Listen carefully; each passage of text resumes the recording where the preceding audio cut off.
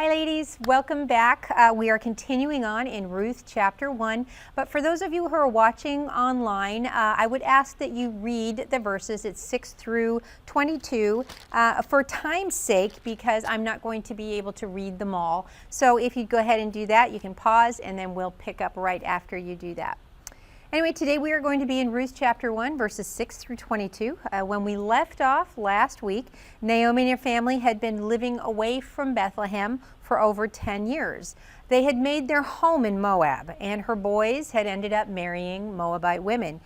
Naomi's daughters-in-law, we learned their name last week, were Orpah and the other was Ruth. They were both Gentiles, but even worse than that, they were Moabite women. And God had warned his people about intermarrying with those outside of the faith of Israel. And Deuteronomy 7 is such a warning. God tells his people that when they entered the promised land, that they are not to make any covenants with them.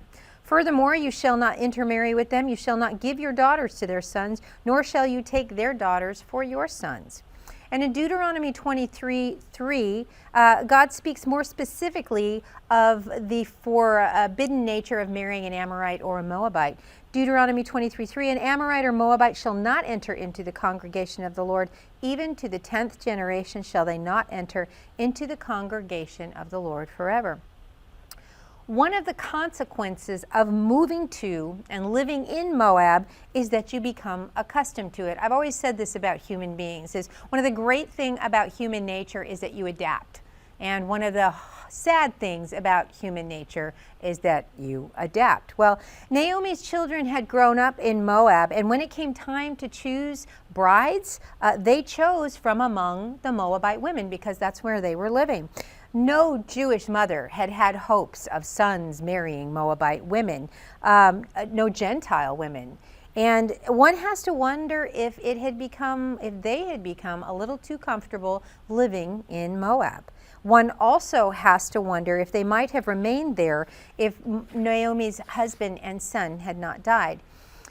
The fact is, sometimes God uses difficult, even tragic situations to move us out of a spiritual Moab and to bring us back into a right relationship with him because we can get too comfortable.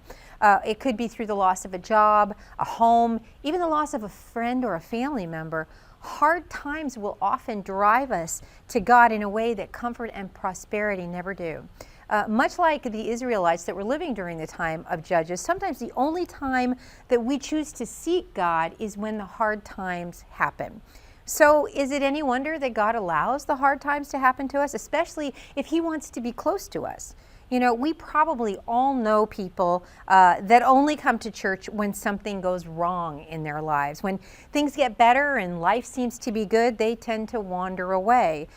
Just like the hymn writer says, prone to wander, Lord, I feel it, prone to leave the God I love. Well, Moab had become home to Naomi and her family, but at some point after the death of her husband and her sons, Naomi gets word that the famine in Bethlehem is over, and she realizes it's time to go home.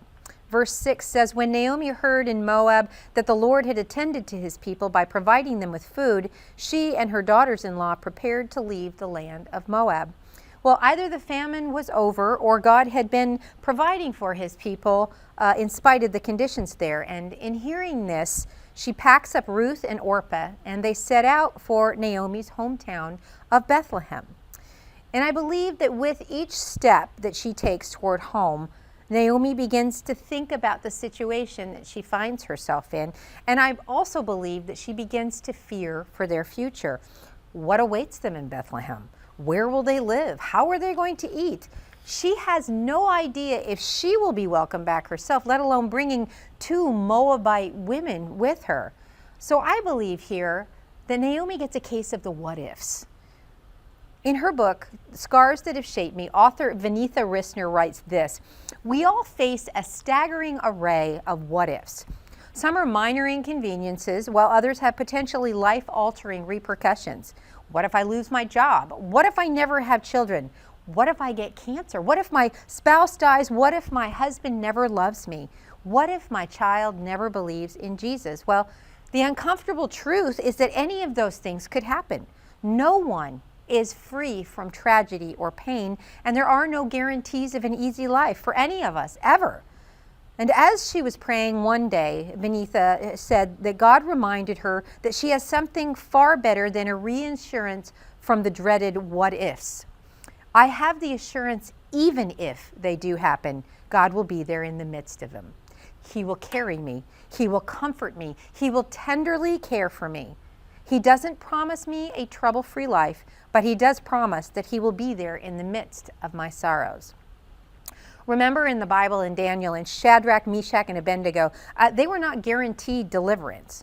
Just before Nebuchadnezzar delivered them into the fire, they offered some of the most courageous words ever spoken. They are saying, if we are thrown into the blazing furnace, then the God we serve is able to deliver us from it. And then they go on to say, but even if he does not, we want you to know that we will not serve your gods.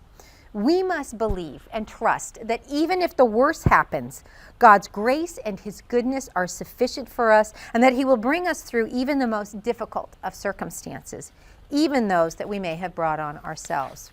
God is in control of our what ifs and our even ifs. One pastor said this, I like that. What if is often the first step away from what is. And we know what is. God is what is. Facing an uncertain future, Naomi turns to Ruth and Orpah, and she encourages them to return to their own people, because they might find husbands there, they might have children, they might have a home. She feels she has nothing left to offer them. In verse 8, and Naomi said to her daughters-in-law, go return each of you to her mother's house. May the Lord deal kindly with you as you have dealt with me. May the Lord grant that you find rest, each in the house of her husband. Naomi's fears may have been valid, especially when you consider the culture of the day.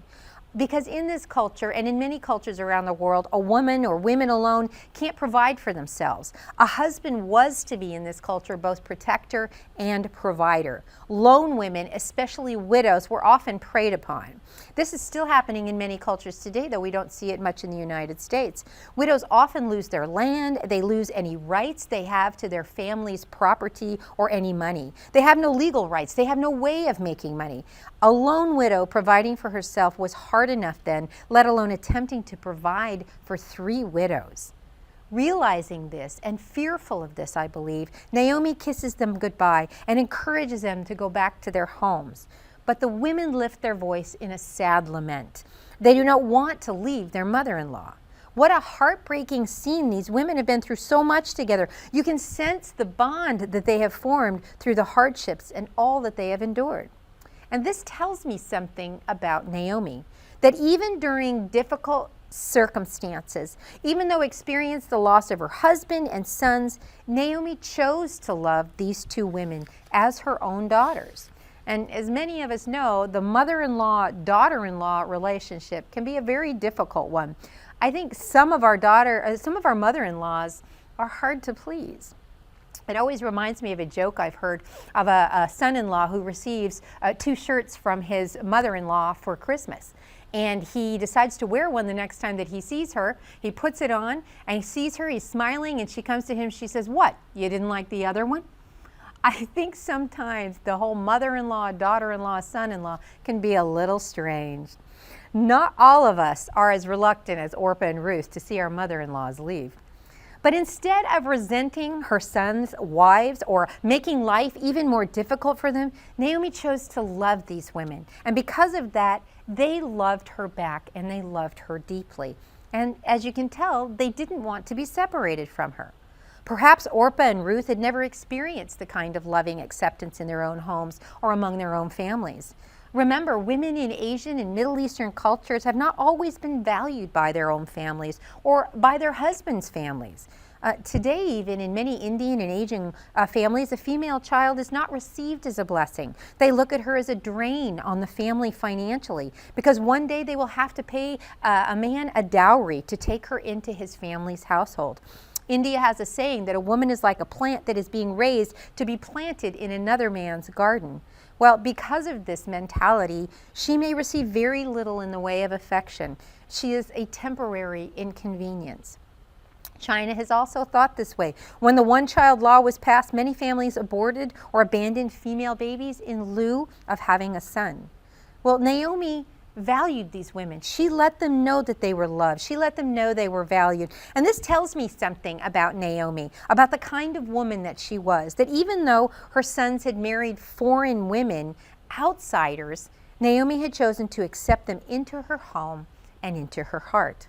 This is unusual at any time and in any culture, but even more so when we remember Naomi is living in a pre-Christian, pre-Christ era. She did not know Jesus, and she had not experienced the new covenant of love and forgiveness through him. Yet innately, something in her seemed to understand the love and the grace of her God. Because she chooses to be an example, she chooses to be a conduit of his love to these women who were outsiders to her and to her people. Perhaps because she had been considered an outsider in Moab, she understood what it was like to be treated this way, to feel like an outsider. You know, I believe truly that God will often allow us to feel alone and lonely so that we are able to relate to others who feel this way and then reach out to them. Again, I'm going to quote author and Bible teacher Lisa Turquist as she describes this feeling in her book, Uninvited. It's titled, Uninvited, Living Love When You Feel Less Than, Left Out, or Lonely. In one chapter entitled Alone in a Crowded Room, she describes how she felt when she attended an event where she didn't know anyone. Everyone had someone they were talking to or laughing with, and she said it's painful to be in a crowded room and feel all alone. And I think most of us have experienced this painful feeling at times.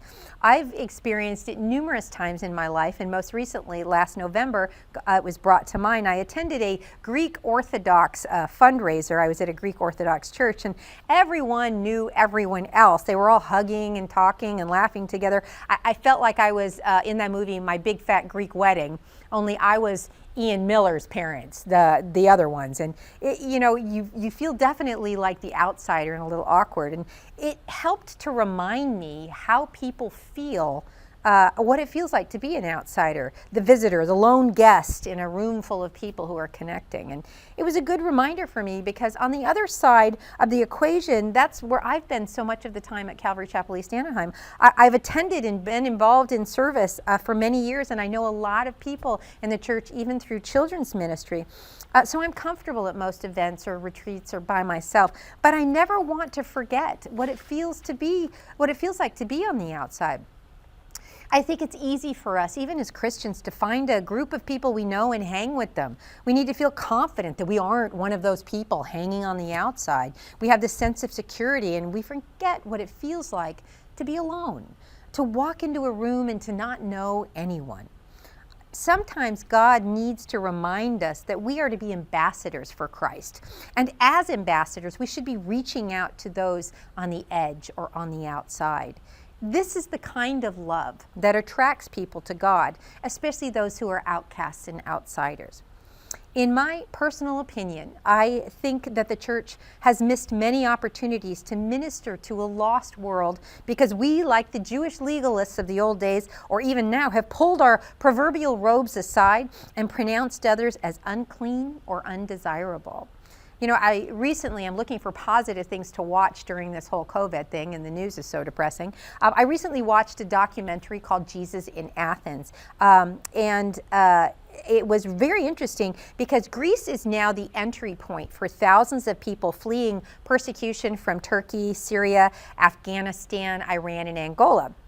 And the majority of those that are fleeing or coming into Greece are Muslims. They're very poor, they're living in squalor, and as you can imagine, the Greek citizens aren't real happy about this situation. But I love that some of the evangelical churches there have decided to reach out to these Muslim refugees. They are assisting them with food and with clothing, places to come and to be and to rest. I love one Christian taxi driver noticed that many of these families needed rides downtown but couldn't afford the buses. They had large families. It was $10 per person, and it could cost you $70 or $100 just for the fare downtown. So he began volunteering to take them where they needed to go in his taxi. And he used this as an opportunity to minister God's love and to share the gospel with them. Because these churches in Athens have reached out to become conduits of Jesus' love, many Muslims are coming to know and experience the love of Jesus. And I can't help but think back to the 1980s when AIDS had been discovered among the homosexual community. Many churches, we would see them on TV, would protest with signs that say things like God hates gays, or close their doors who were dying of the disease, feeling that they were getting what they deserved. I have to wonder even now how different things might be if we had been the ones to reach out in love and to minister to the diseased and the dying. Maybe there wouldn't be such hostility between the church and the homosexual community now. The fact is, broken people often look for love in all the wrong places. But what if we, like Naomi here, choose to reach out to others with the love of Christ, getting out of our comfort zone?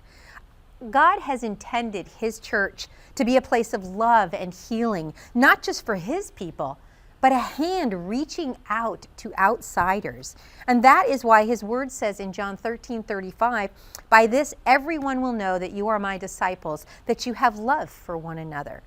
When I read this verse, I can't help but think of a hungry man or woman or child standing outside a bakery window, and inside the bakery are all kinds of good things that others are eating and laughing and enjoying themselves. And standing outside that window, hungry and alone, looking in, they see this and they want to come inside and they want to eat. The church should be like that bakery, so that those who see us from the outside or venture within our walls find that we are loving people. We are a place where that hungry man or woman says to themselves, I see what they have and I want to get me some of that. The church will seldom, if ever, be able to compete with the world, with what the world has to offer as far as technology, entertainment, wealth, or status. But the one thing the church has to offer that people crave and cannot get anywhere else is the love of God lived through the people of God. And people in the world, I believe, are hungry for it. Ruth and Orpah have experienced God's love through Naomi.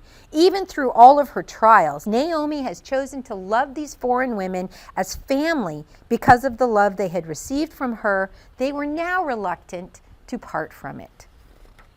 Sobbing, they entreat her, surely we will return with you to your people. But Naomi replies to them, return home, my daughters. Why would you go with me? Are there still sons in my wombs to become your husbands? Return home, my daughters, go on, for I am too old to have another husband. Even if I thought there was hope for me to have a husband tonight and to bear sons, would you wait for them to grow up? Would you refrain from having husbands?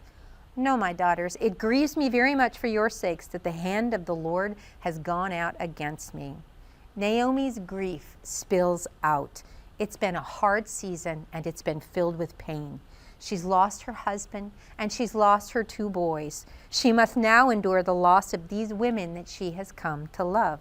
Her words are filled with sorrow when she says, the hand of the Lord has gone out against me. Sobbing, Orpah kisses Naomi goodbye and she walks away. But Ruth clings to Naomi. You sense a desperation in Ruth. She has found something in Naomi, someone worth keeping, and she is not going to let her go or go back to what she had. I am reminded of Genesis 32 when I read this, when Jacob wrestled with God and Jacob was told, let me go, for it is daybreak. But Jacob refused to relinquish his hold, saying, I will not let go unless you bless me. Ruth has that same kind of desperate determination here. She isn't going back to Moab. She is determined that wherever Naomi goes, she is going to be there with her. And that is where we get these beautiful words spoken by Ruth in verse 16. Do not urge me to leave you or to turn from following you, for wherever you go, I will go, and wherever you live, I will live.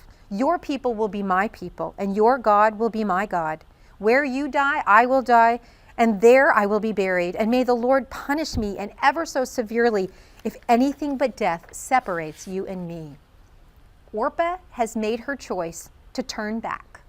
But Ruth says, I'm all in. I don't know what the future holds, but I'm not going anywhere without you.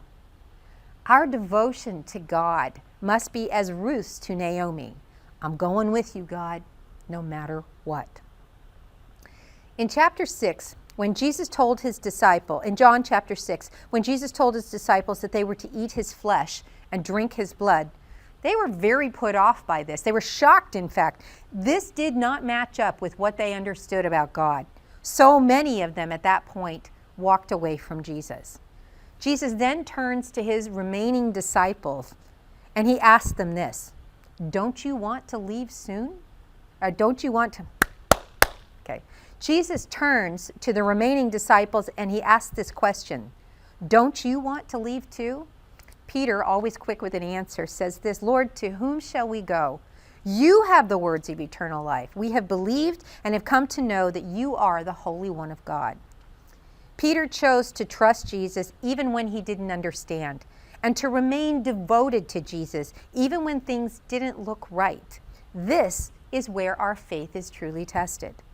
Faith is not lived out in our expressions of love, but by the doing of it.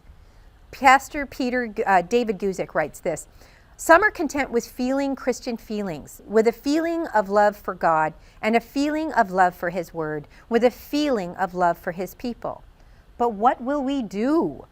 Does our devotion go deep enough to follow God, even when the facts don't forecast a favorable outcome?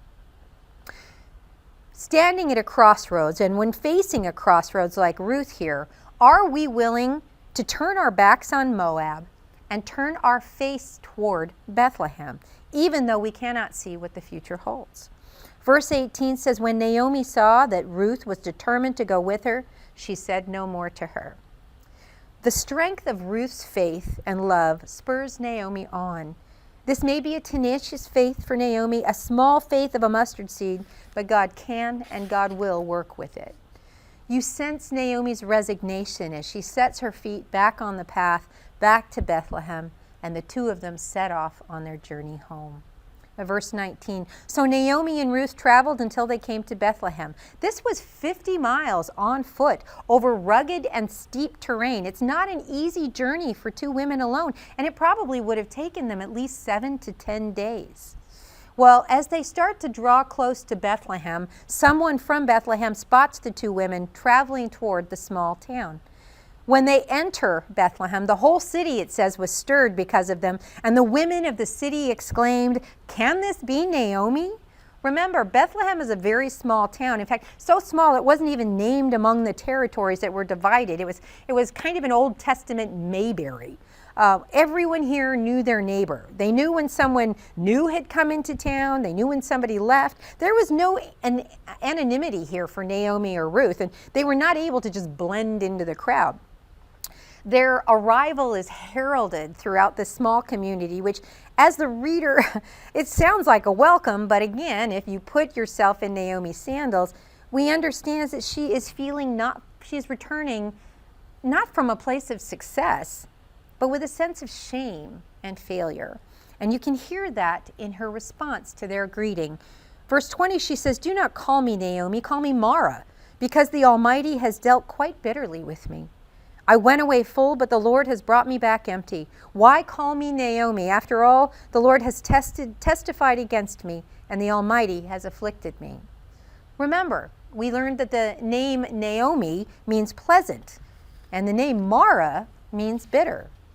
Naomi has struggled, and she is still struggling. And I'm sure she's wondered more than once in the dark of night of her despair, what would have happened if I had stayed in Bethlehem? Was I disobedient? Is God punishing me? What could I have done to prevent all of this tragedy from happening?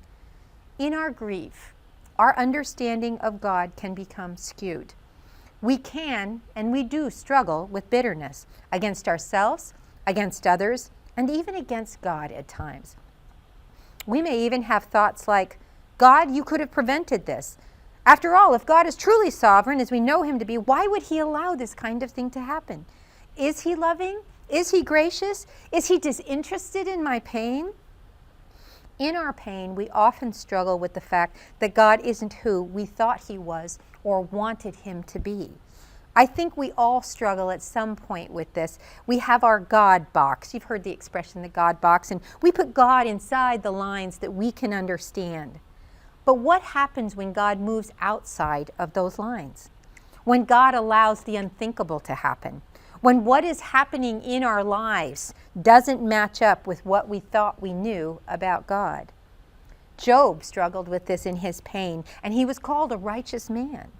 God had blessed Job, remember, with position, with property. He had 10 children and a great reputation in his community, and yet in one fell swoop, all of this is gone. Job then struggles to understand why this is happening. His friends come alongside because they think they know. They tell Job, you must be in sin. You must have done something wrong that God is punishing you like this. Their advice was based on their limited view and understanding of God, which is very similar to ours.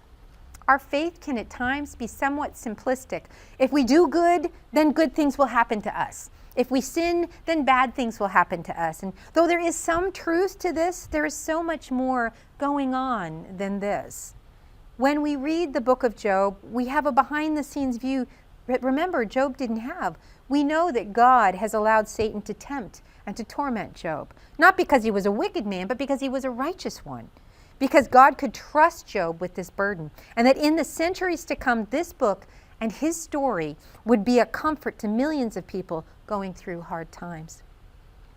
Isaiah 55, 8 and 9, God tells us this, "My thoughts are not your thoughts, nor are your ways my ways.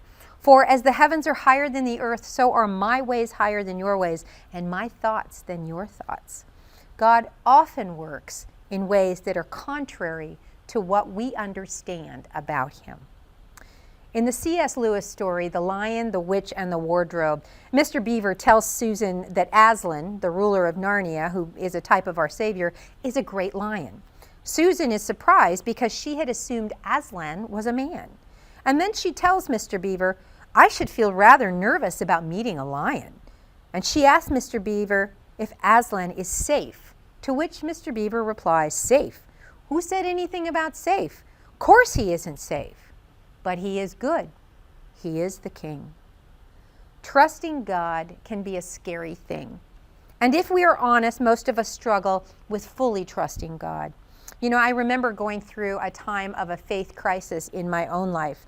God had not come through in a situation that I thought he would or should have. And in fact, it wasn't even in my own life. It was something that I had rented a book, and I just couldn't come to terms with it. And I have to tell you, ladies, I struggled for about a year with this, and God never really gave me an answer as to why he didn't come through in this particular situation.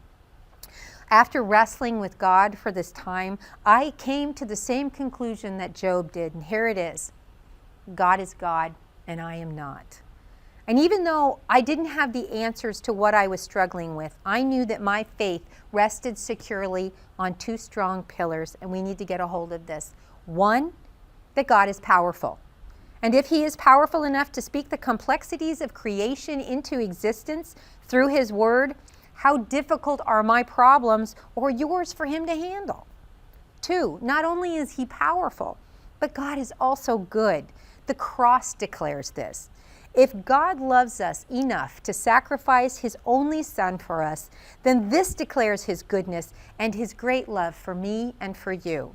Romans 8:32 says, "He that spared not his own son, but delivered him up for us all, how shall he not with him also freely give us all things?"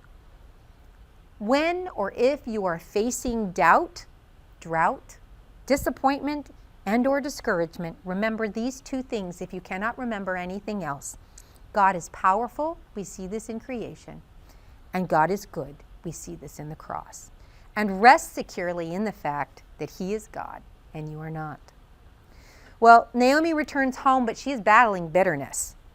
I don't know if you've ever battled bitterness. I have. Again, if we're honest, I think the majority of us have battled with a certain amount of bitterness. Bitterness is like a seed or a sliver that is planted within our souls. Bitterness is like the kudzu vine. You look up the kudzu vine when you get a moment online, ladies. It's spelled Kudzu. And the kudzu is called the vine that ate the South. It is invasive, it is aggressive, and it quickly grows out of control. In fact, it grows at a rate of 1 foot per day, 60 feet per season. And it grows at a rate, it grows horizontally, it grows vertically, it clings, it climbs, and it chokes out other good plants often keeping them from sunlight. And I think that's a great description of what happens to bitterness. We all struggle with bitterness at one time or another, and the trick is to catch it before it takes root. We're warned about this in the book of Hebrews, chapter 12, verse 15. See to it that no one comes short of the grace of God, and that no root of bitterness springing up causes trouble, and by it many be defiled. Bitterness can begin with something very small. It could be something that someone says, something that they do or didn't do. It can come through a perceived slight or insult. Our feelings get hurt, we feel disrespected, and then a seed of bitterness is planted and produced, and a root. And the trick is we have to keep it from taking root, from being planted. In an imperfect, sin-saturated world, it is almost impossible to go through life without battling some form of bitterness. I remember a woman when I worked in the children's ministry who had come to me, and she was talking to me about the reason that she had left a church before was that somebody had made her very angry. And she chose to leave her church. They had offended her. And as I was talking to her, I told her, I says, well, if you haven't dealt with that, I can tell you right away that it's going to happen to you here. And it is. Eventually it does. This is an imperfect world, and bad things happen even to God's people. God has promised us that in this world we are going to have tribulation, we are going to have trials, we're going to have troubles. And we all have to admit that a lot of the troubles and trials that we experience are going to come through our disappointment with other people. The Bible teaches us that we are not to put our hope in man. Now, that doesn't mean that we don't trust people, and it doesn't mean that we look at everybody with suspicion. It just means that we are not to put our trust and our hope in man over the trust and hope that we are to place in God. People will disappoint. It's just the way we are, but God never does. And that is not to say that we won't feel hurt or disappointed by God at times, because we will. Ultimately, though, God has our good in mind. And He is always working to bring that good about in our lives, even in bad situations. We know this because Paul writes in Romans 8:28, "For we know that God causes all things to work together for good to those who love God and to those who are called according to His purpose." And that means that God can take the good, the bad, and the ugly, and He could turn it into something for our good and for His glory. Humans cannot do this, and that is why we are to love people, but continue entrusting ourselves to God. It says of Jesus, it's John 2:24, "But Jesus on His part was not entrusting Himself to them, for He knew all men, because He did not need anyone to testify concerning man, for He Himself knew what was in man." Our Lord understands the heart of all men and women. He knows our nature, He knows our disposition, He knows our affections. He's aware of our faults, our failures, and our weaknesses, and yet He Himself has none. I am always amazed at God's great grace and His patience with us. Being perfect, wouldn't you think that He would be less tolerant? And yet He is even more so. Feeling hurt or disrespected, ladies, is not a sin. We all have emotions. We all have feelings. It is what we choose to do with those emotions that will determine what is going to be produced. And I take great comfort in Hebrews 4:15, "For we do not have a high priest who cannot sympathize with our weaknesses, but one who has been tempted in all things as we are, and yet is without sin." Jesus understands our struggles. He sympathizes with our temptations to sin. Having been tried in every area as we are, He understands what we are feeling, what we are going through. And He has overcome these temptations, and He wants to give us the power to overcome them as well. We need to battle bitterness when it comes. The fact that we are battling means that the Holy Spirit is working in us. When we allow bitterness to take root unchallenged, it's going to grow. And then it is going to we are going to drag it with us the rest of our lives. You know, I'm working right now at an optometrist's office, and recently had two patients that came in that kind of brought this whole thing home. Both were older women. One was in her 70s, and she had come into the office. The doctor had dilated her eyes, so she was waiting in the waiting area while he saw another patient, because it takes 20 minutes to do that. Well, it was about 15 minutes at this point, and I asked her how she was doing. I'm behind the desk, and she said she was angry. All of a sudden, she said she was never coming back. She felt that he was neglecting her by seeing another patient, and that if she knew she was going to be sitting there in the waiting area for 15 minutes, she would never have come. And then as I'm sitting beside her, kind of talking her off the ledge, she states, "Look, I'm just impatient. I know it, but that's who I am. People are going to need to deal with it. I then again spent the next 10 minutes trying to calm her down, and in the end we were laughing and we were talking. But at the end of it, I thought how sad that she had allowed herself to get worked up over such a little thing.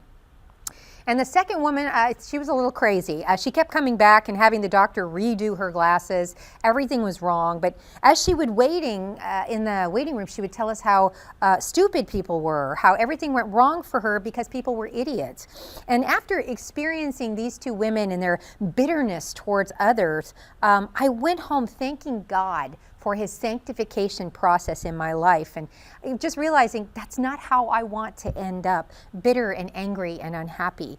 We may not like the discipline process of the Lord, but as it says in Hebrews, it produces good fruit in our lives.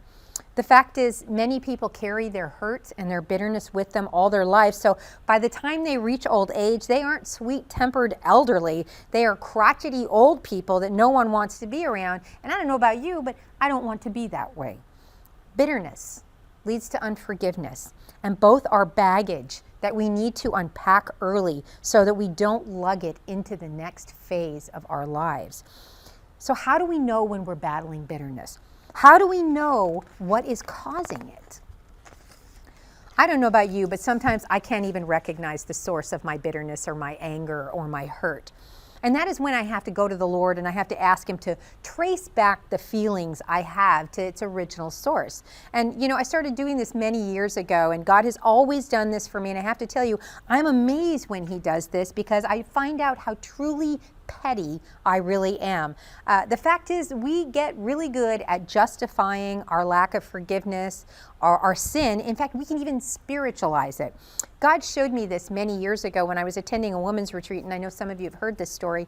I was sitting in the back listening to a speaker. She was a cute, perky little blonde woman, and I found myself struggling with her as I'm sitting in the back. I had this bad feeling. I was very negative towards her, and I couldn't figure out where it was coming from. So I stepped outside to pray, and being spiritual, I figured it was discernment. There must have been something wrong with her message, and being spiritually discerning, I was, of course, picking up on it. So I prayed, God, please show me why I'm having these feelings or why I'm feeling this way. And God did.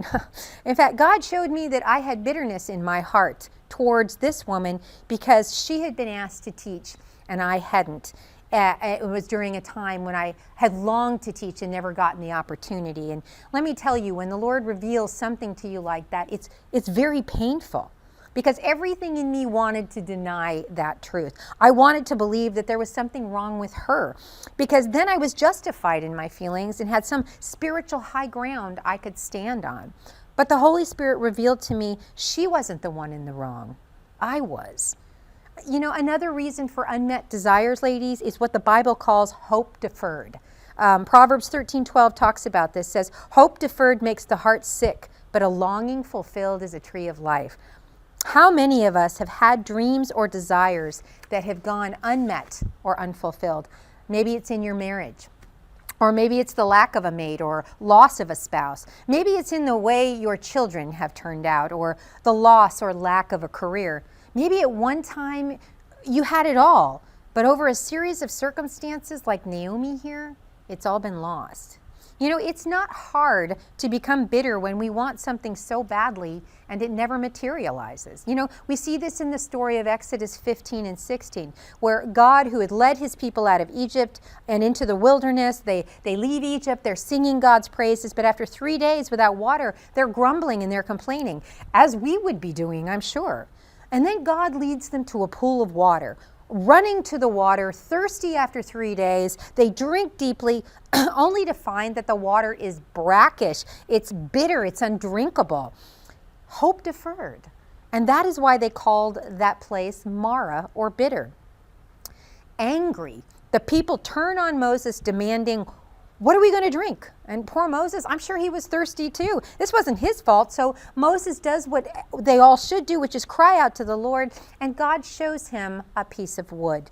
Exodus 15:24 said, Moses threw the wood into the water, and this made the water good to drink. Some translation says it made the water sweet. Well, the wood, of course, is a picture of the tree or the cross. That when we add the cross of Christ to any bitter or difficult situation, when we cry out to God and remember who He is and what He has done, then He can take our bitter waters and He can make them sweet. Naomi is battling bitterness. But she doesn't take her seed of bitterness and plant it in the darkness. She doesn't enter Bethlehem hiding her hurt, putting on a happy face and singing Kumbaya or Happy Days. Naomi's been through a lot. She's hurting. She's disappointed. She is battling bitterness, but thankfully she is still battling. I know, ladies, I have spent a lot of time on this subject in this chapter, and I will spend even more time on this in the next chapter. And the reason for that is that I see so much bitterness in believers that goes undealt with. I see people in the church get angry or hurt, and they leave the church or the specific church and go to another one, or the church altogether. They no longer serve, and they no longer speak to others within the body of Christ. I have seen many people over the years drag their baggage of bitterness from one place to the next, and they have either chosen not to deal with it or they refuse to acknowledge its existence. You know, I recently spoke with a man the other day who told me that because of something his wife said to him 25 years ago, he had never had peace with her.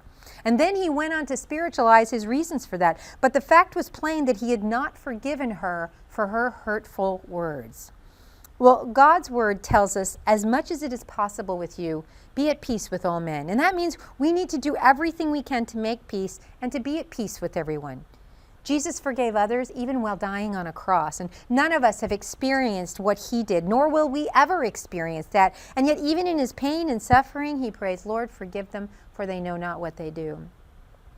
My challenge for anyone listening today who is struggling with bitterness or unforgiveness is to deal with it now, to deal with it today. Ask God to reveal it to you. Be honest with God. Tell Him how you feel. Then be willing to do what He says to deal with it. Don't let your bitterness or your disappointment become like the kudzu, taking over your life and blocking out the life of the Son, S-O-N. Unforgiveness and bitterness will stunt your growth and keep you from moving on or living out God's will for your life. And it will also affect and infect those around you. Don't move on from this lesson until you've dealt with this area of your life. Ask God to help you with it. And sometimes it means asking God to make you willing to be willing. I know when I've struggled with things and I'm stubborn and I don't want to, I have had to go to the Lord and say, Lord, you need to make me willing to be obedient. Before you go any further today, take your doubts, your disappointments, and your unmet desires to God. Lay them at His feet and ask Him to bring you into a new season of spiritual growth. Let's pray.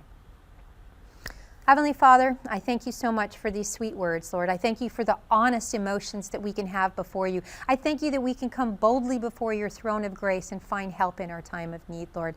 I thank you that you already know our thoughts, our hearts, and our feelings, Lord God. And you know where there is bitterness. And so I pray, Father, that you would search our hearts, that you would reveal those areas of anger, unforgiveness, or bitterness, or hurt, Lord, and that you would bring sweet healing to them. And we pray this in Jesus' name. Amen.